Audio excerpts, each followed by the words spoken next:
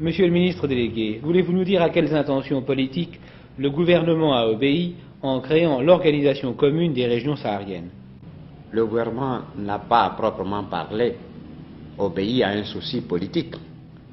Au contraire, bien au contraire, à un souci essentiellement social et économique. En effet, nous voulons, par l'exploitation rationnelle des immenses richesses que recèle le Sahara, assurer d'abord aux populations sahariennes, aux populations des régions limitrophes, l'élévation du niveau de vie et la promotion sociale. Et ensuite, assurer l'expansion économique à l'ensemble franco-africain. Tous les hommes qui se sont penchés sur le Sahara ont estimé que d'immenses richesses dorment aujourd'hui sous le sable. Richesses minières, richesses pétrolières.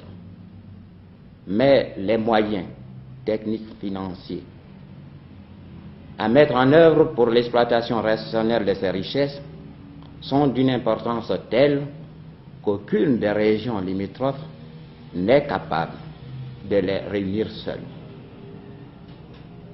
Donc, c'est un acte de foi à l'avenir de l'ensemble de l'Union française, mais c'est aussi un acte de solidarité qui nous a guidés dans l'organisation commune des régions sahariennes. Quelles sont les attributions de l'OCRS? L'organisation commune des régions sahariennes doit d'abord faire l'inventaire des résultats déjà acquis. Ensuite, établir les programmes des ensembles industriels, miniers, hydrauliques. Et partir de ces bases pour engager, en vue de leur financement, des discussions avec les pouvoirs publics et les pouvoirs privés, les organismes privés. Les populations locales seront-elles associées au fonctionnement de l'organisation commune? On ne peut assurer le bonheur des peuples sans le concours actif de ces peuples à la recherche de ce bonheur. Aussi, nous avons estimé indispensable l'association des populations sahariennes à l'organisation de la région commune du Sahara.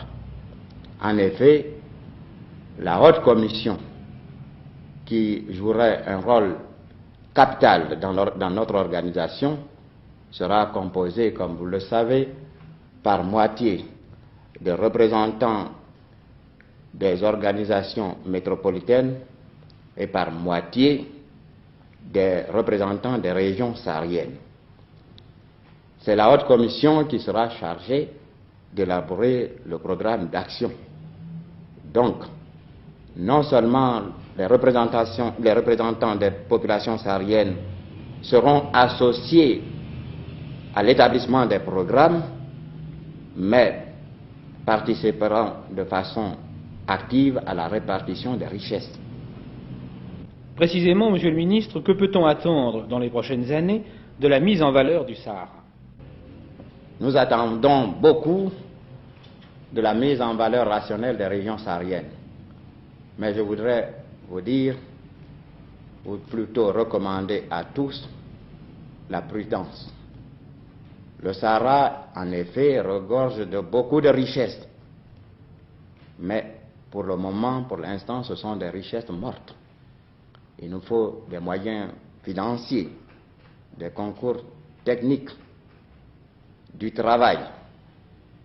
Néanmoins, nous sommes en droit de dire que le Sahara, rationnellement exploité, peut constituer des sources immenses de richesses, non seulement pour les habitants du Sahara, pour les populations riveraines, mais également pour l'ensemble de l'Union française.